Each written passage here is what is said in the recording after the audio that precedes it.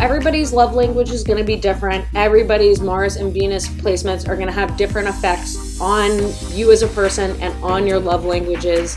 And taking the time to find that out can be really beneficial in learning more about how you best give and receive love. If I am choosing to communicate my love exclusively through words of affirmation, and that's not your love language, it doesn't do us a lot of good because you're left wondering if I care, and I'm left wondering why you aren't reciprocating the feelings that I'm so clearly demonstrating.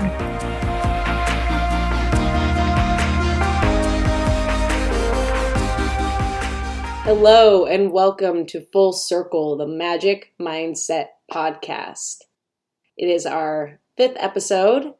I am Leah Lilly, one of your hosts, and I am joined, as always, by my co-host, Matt Carlberg. We aim to bridge the gap between my study of astrology and Matt's study of psychology and sociology. Each week, we discuss a specific theme and approach it from 2 different perspectives to come to a deeper understanding from both an astrological and psychological perspective. If you missed out on any of our previous episodes, you can catch up at leahlilly.com/Full Circle Podcast or on Spotify and iTunes by searching for Full Circle Podcast.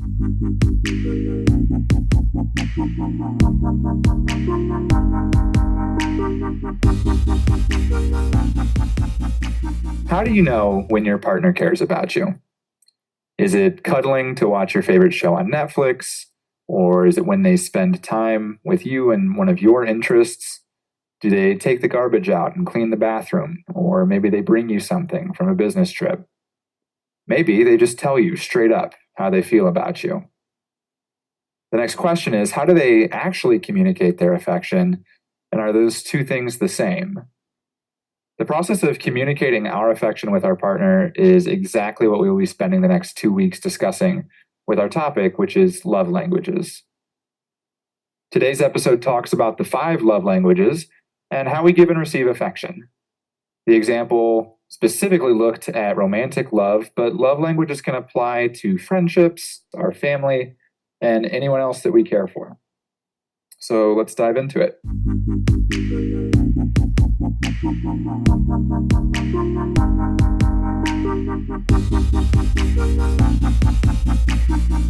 Leah, while we were prepping for today's episode, you mentioned that for Virgo season today, you're going to talk about nurturing and helpfulness, which seemed very different from what I'm used to from a Virgo perspective.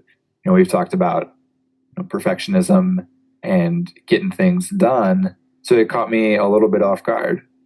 I mean, that makes sense because I think what most people know of Virgo has to do with work, structure, sort of that perfectionism that we talked about. Those can be some of the key elements in recognizing Virgo, but some I think that aren't as highlighted or talked about is nurturing and helpfulness. So the question I want to pose to everyone this week is, how can you nurture and help those around you? Is there something that you can do for someone else this week? Because you'd be surprised how energizing it can feel to put loving energy into someone else when you're feeling down, and how much that can actually lift you up. So looking at the rest of the cosmos as well, we had a full moon on Friday the 13th last week in Pisces, and that was a time of heightened intuition and heightened emotional energy, as well as looking at how we can forgive ourselves and give ourselves a little bit of love for the things that maybe have happened in the past that we've been beating ourselves up over. Mercury and Venus have shifted into Libra, and that happened over the weekend. Mercury is in Libra, which is promoting efficiency and organization when it comes to communication with others and in our own personal thoughts. And Venus in Libra is encouraging balance in our relationships and asking us how we can create efficiency and connection, balancing our needs and the needs of others. This week, we're going to see Saturn go direct on September 18th, moving out of retrograde, creating forward motion and movement. So things might have been feeling a little bit stalled or stagnant the past couple of months, but this movement begins to urge things forward again.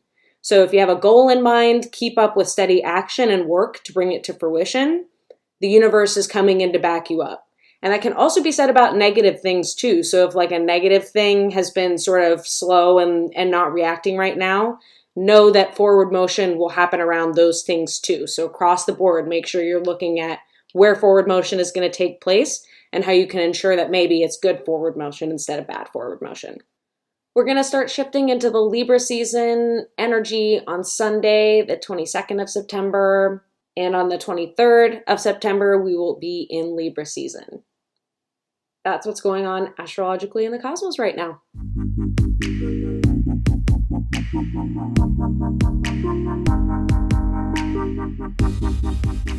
Leah, we've known each other for a while, and we often talk about the things that we used to talk about when we were younger. And I think one of the things that I loved to do when I was young is BuzzFeed quizzes. Did you take any BuzzFeed quizzes? Not a ton of them. Maybe like a couple, like what Disney princess are you? But that's like it.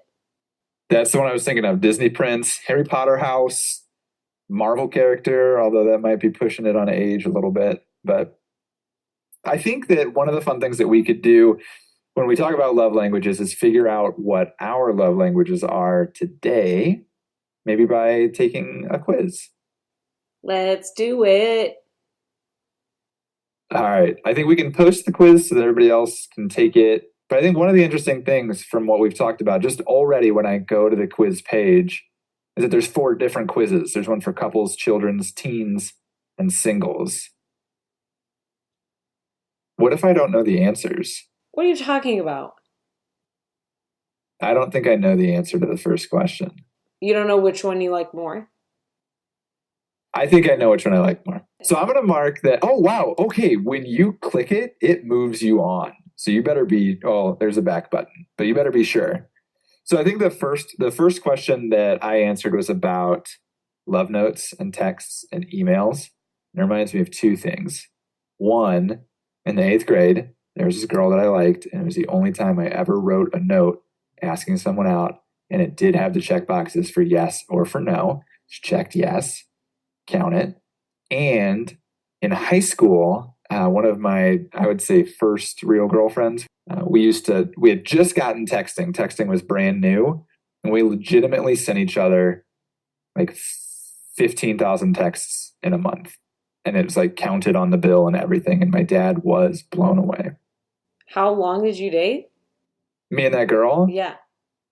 Officially, we dated for probably only 2 months, but there was a whole lot of drama leading up to it. I mean, we were sophomores in college, in high school, freshmen maybe. I don't like either of the answers to this question, so I don't know what to pick. What is the question? What are the 2 choices? So it's more meaningful to me when my partner works on special projects with me that I have to complete, or my partner gives me an exciting gift.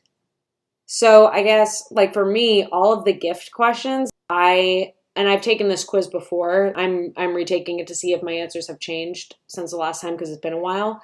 The last time I took it, I got 0 in gifts. Like I do not care about gifts at all. But then my partner working on a special project with me that I have to complete, like if I'm going to be real, I'd rather work on that by myself. So. You think so? You're not like a group work kind of person? Because if I were thinking about you, I know what my answer is, but I felt like I knew what your answer would be. And I think it would clearly be the work on a project together. Yeah, but like, I feel like no one is as into astrology as me. So I'm sure whatever this project would be something astrologically related. And I would be working on it by myself. Look at this podcast, right? It's half astrology, but we're working on it together. And I think you could find projects to work with your partner on or whoever on that encompass both of your interests that you would trust the other person to work on with you. No? True. Question answered. Do you think love languages are affected by your astrological sign? I could see a crossover for sure. If yours turns out to be words of affirmation, That would make sense because you're an air sign and you thrive on words and communication. So that would make a lot of sense in terms of that would be something that you need from a partner, from a friendship, or, from anyone who loves you in any sort of way, to feel that connection with them. I could also see how, if it's my love language too, like Virgo thrives on acknowledgement for their accomplishment when it's well deserved. And so in that way, I can see how it crosses over with Virgo as well. All right, my results are in. I can already tell you what mine are going to be. Before I submit the last question, I'll tell you what my guesses are. Is it going to be weird if we have the same love languages? No. I doubt we do, though. You think so? What do you think is my number one? What do you think is my highest love language? That's a good question. I wonder if it's acts of service or words of affirmation. Okay. I'm going to guess that acts of service is not up there. I bet it's words of affirmation and quality time. Let's do our first one. What is your number one primary love language? Words of affirmation. I have 11 points there. Mine is quality time. I have 10 points in quality time. What was your last one? Receiving gifts with a 0. Mine is also receiving gifts, except that mine is a 2.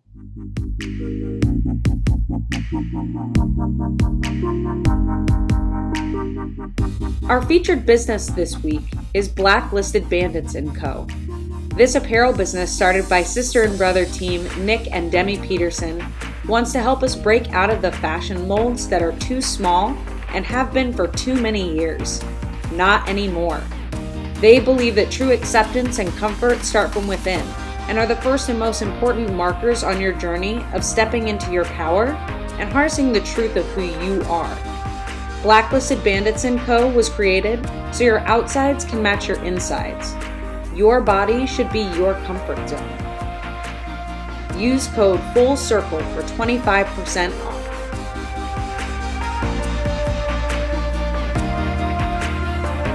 I really enjoyed looking at the Blacklisted Bandits Co. website. When you mentioned them to me, I wasn't really sure what to expect. You had told me, it was apparel and things like that. But flipping through their catalog, I was kind of blown away by some of the creativity that goes into the clothing that they sell, because it looks good, but it is also unique. I think if you show up wearing Blacklisted Bandits Co., you're not going to be wearing the same thing as anybody else. That was a really cool thing to see. I really enjoyed looking through the catalog. Their clothing is really neat. All of the clothes are hand modified and screen printed out of their home office. So they have a hand in making something in terms of the garment that you're getting, which adds a really beautiful handmade touch to what you're getting. They work really hard on all the clothing too. You can see the work that goes into it. Everything is intentional. Everything is placed intentionally. And when you look at a garment with that much work that's gone into it, I feel like it's almost that much more special. I think that was one of the things. It was almost like an I Spy book, like from when you were little. Some of them, it's like very clear, like, oh, here's how they put their spin on whether it's like a hoodie or whatever. And sometimes it's like a lot more subtle. And so it was fun to look through each of the images and try to see, oh, here's what they did to make it theirs. I know it's technically our job to have words, but I just don't have a lot of words to describe it. It was just really, really a neat experience just looking at the website. Some fantastic attention to detail from those two. You're definitely going to want to check it out.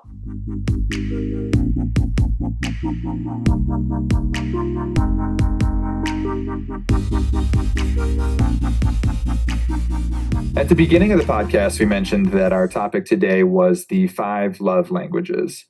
And I will get to those, but I want to take a step back and first look at the psychology of love. It's a pretty heavily studied concept within psychology, And I think one of the cool things is that it applies to more than just like romantic partnerships. It applies to our family and our friends, and all the way down to just people that we meet on a regular basis, common acquaintances. So I wanted to talk through a couple of the different theories on love before we get into those love languages. The first one is Robert Sternberg's triangular theory of love. He says that love comes down to a balance of three things: intimacy, passion, and commitment. And each of those three parts of love really contributes to the depth of that feeling and success and things like that. Next one is from Elaine Hatfield, and she really breaks it down into two different buckets. You have either compassionate love or passionate love. Compassionate is based off of respect, works with trust and attachment and affection, whereas passionate is a much more intense emotion. It involves more of the sexual side of things, as well as I think I would consider it to be more of the romantic love, whereas you might feel compassionate love for a parent or a close friend. The last one that I want to talk to requires a little bit of extra conversation, and it is John Lee's primary types of love, which he then circled back around and did secondary types of love. So the primary types of love are eros, ludos, and storge. So we're talking about passionate love, game-playing love, which is more about that honeymoon phase where it's just very exciting and cool things are happening and you just really enjoy it and there's not a lot of commitment yet. And then storge is the friendship love. So it's that solid, you have shared values, things like that. John goes on to say that we can combine the primary types of love to create secondary types. And the secondary types are mania, pragma, and agape love. I won't get too into each of them, but pragma is more like it's practical, right?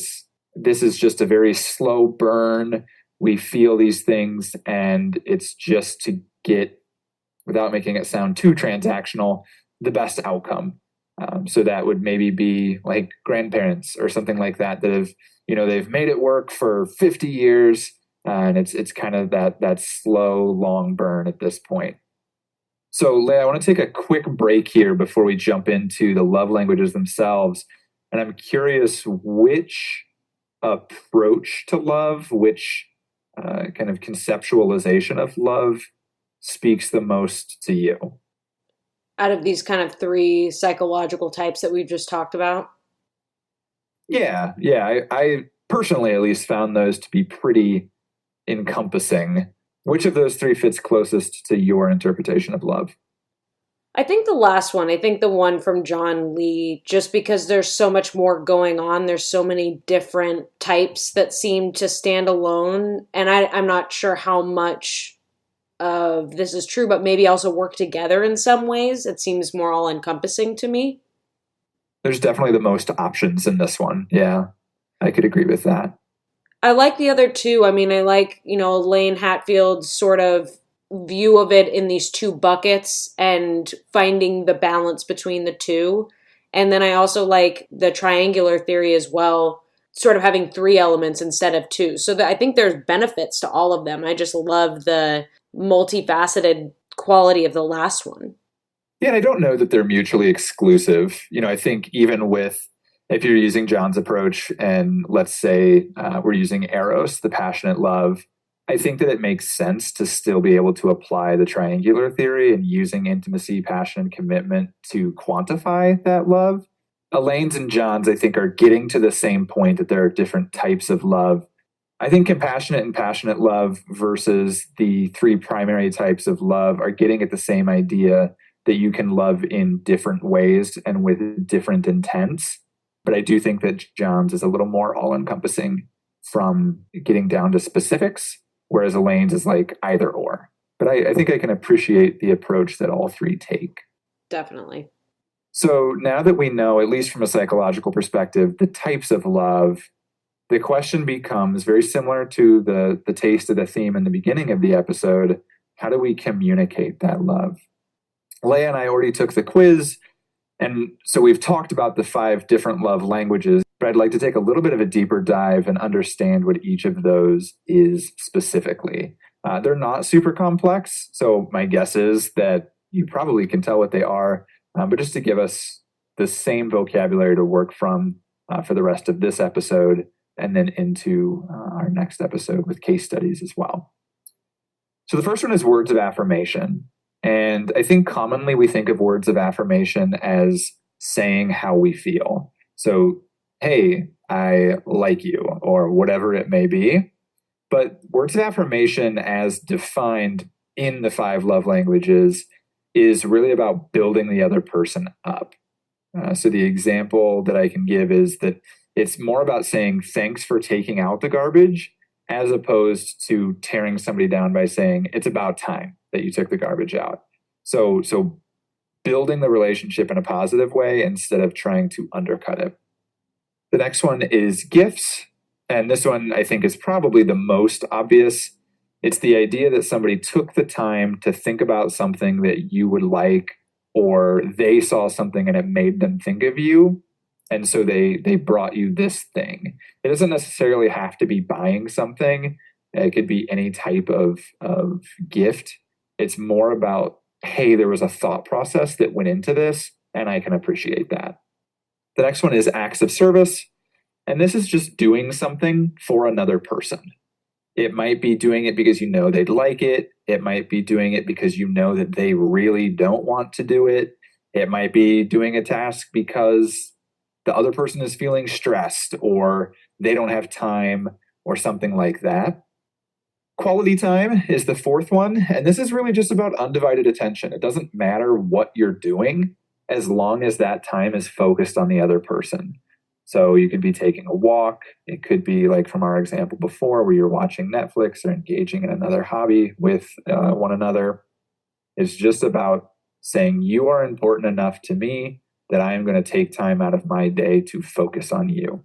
And the last one is physical touch. And this is really referring to any type of physical touch on the spectrum, holding hands all the way to the other end of the spectrum.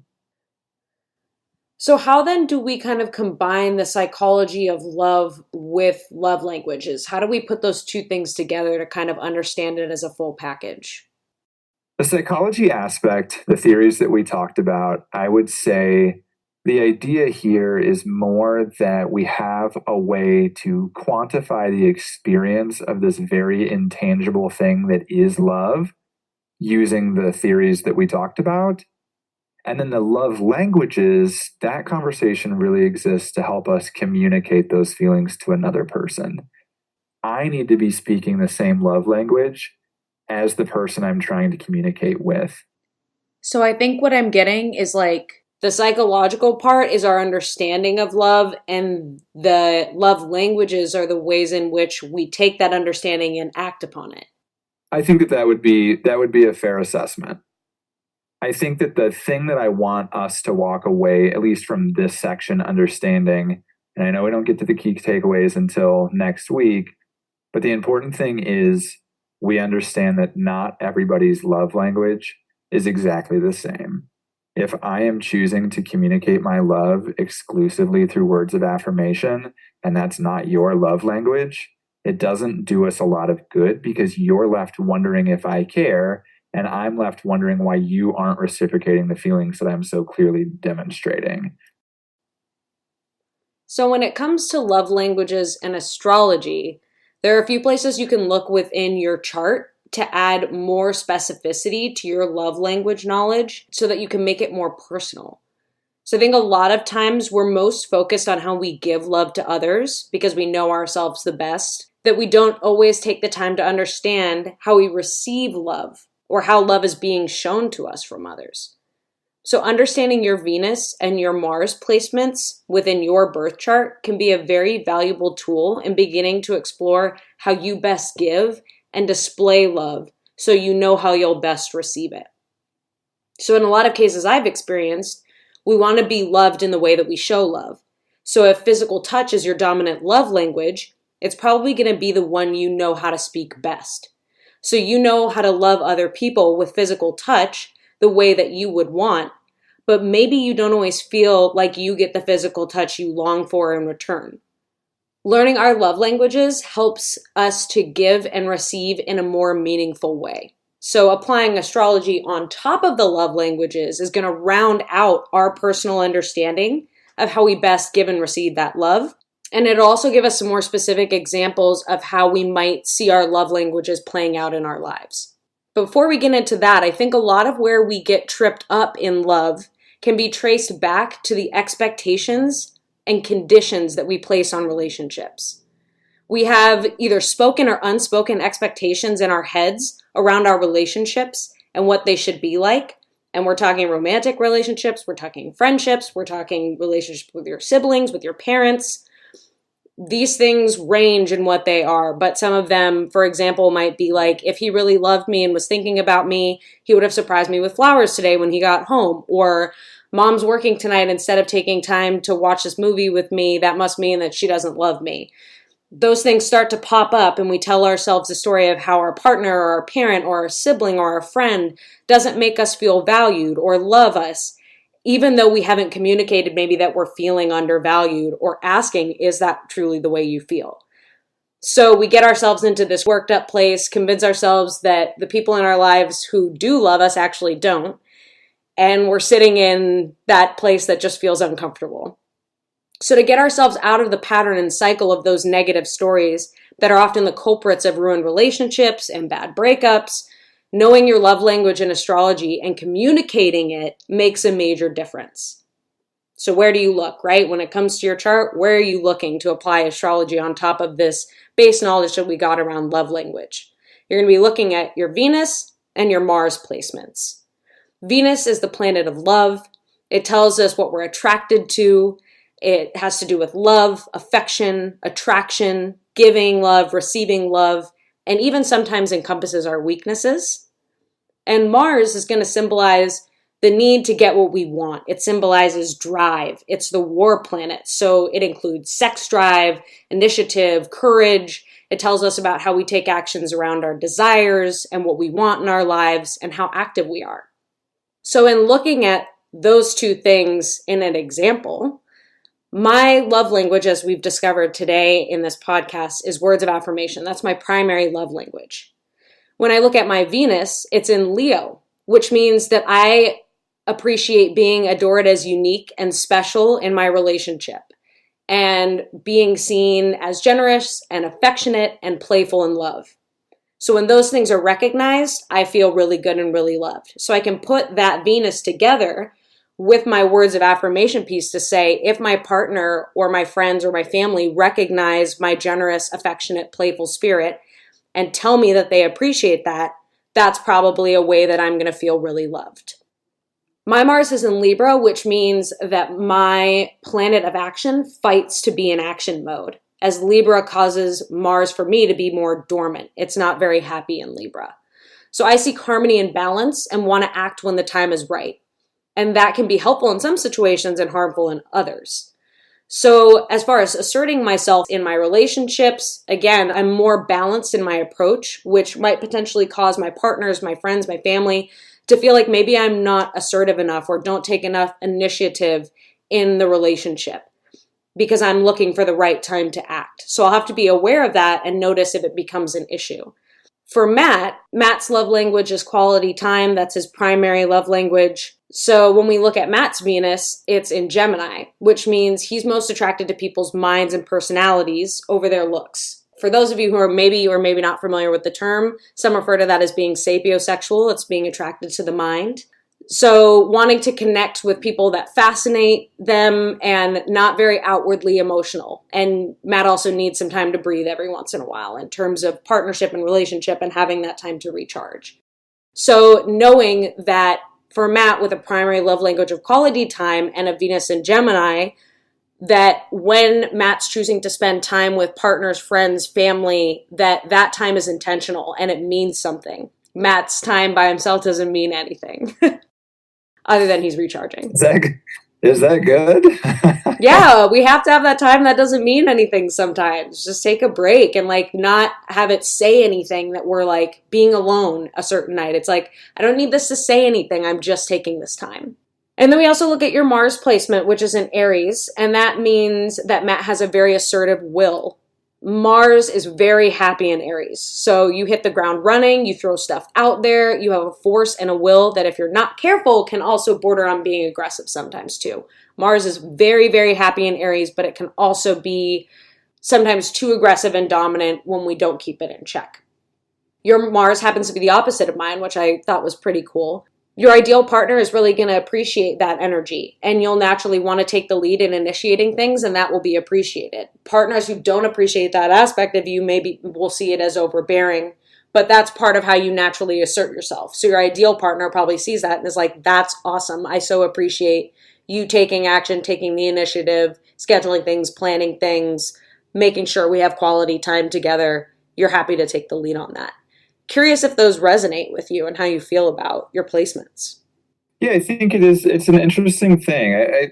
We've talked a lot over the course of the podcast, just offline, about my type and, who am I interested in and things like that. And I don't know that I've ever been able to give you a firm answer, but I do think one of the things I've learned as I've gotten older is that it does matter. I need to have that type of, not that I'm a particularly intellectual person, but I need to be able to have that conversation.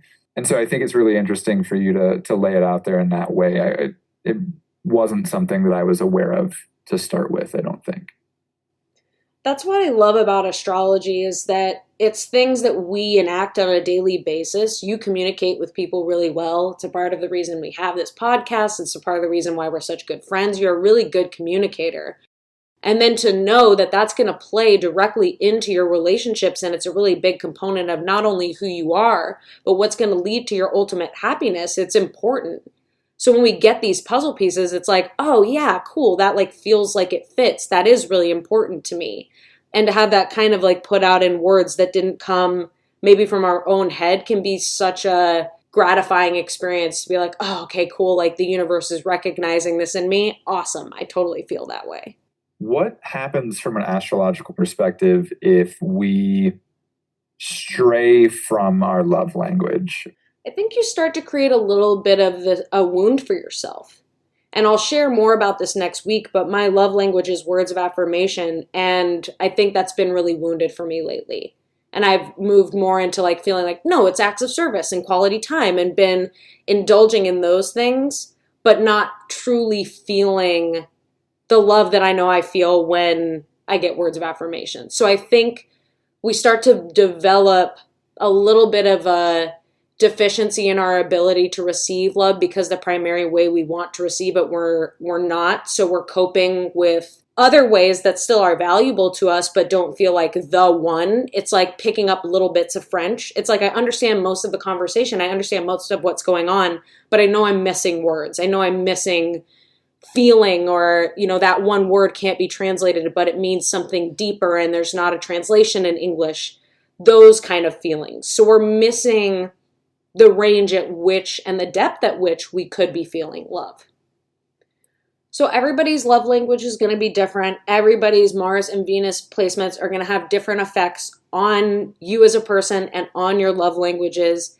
And taking the time to find that out can be really beneficial in learning more about how you best give and receive love.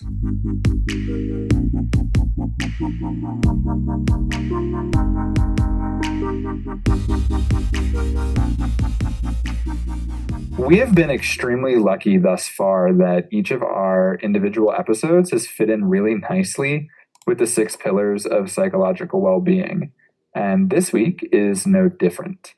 This week's pillar is positive relations with others, which seems like a no-brainer. The pillar is measured by empathy.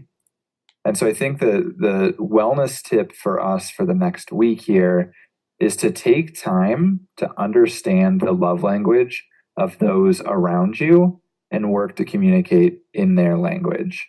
I really think most of the time it's simple to see how a person communicates that level of affection if we simply take the time to be mindful of it.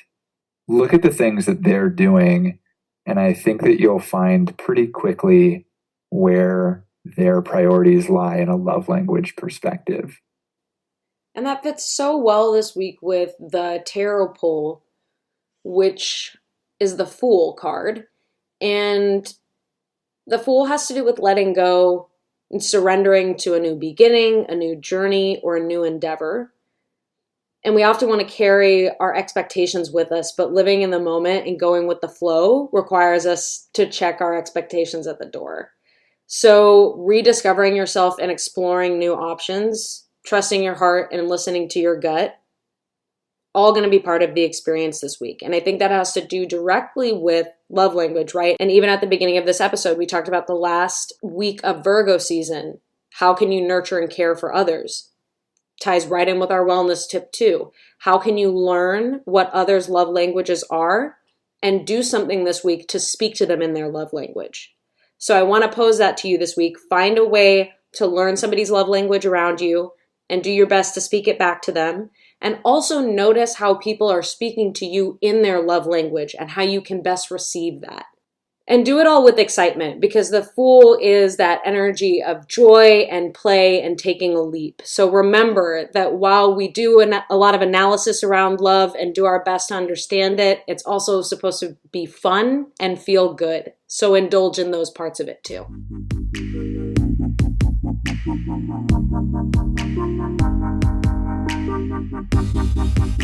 Thank you so much for joining us on this episode of Full Circle, the Magic Mindset Podcast. If you want to learn more about us or hear previous episodes, you can visit lealily.com/Full Circle Podcast.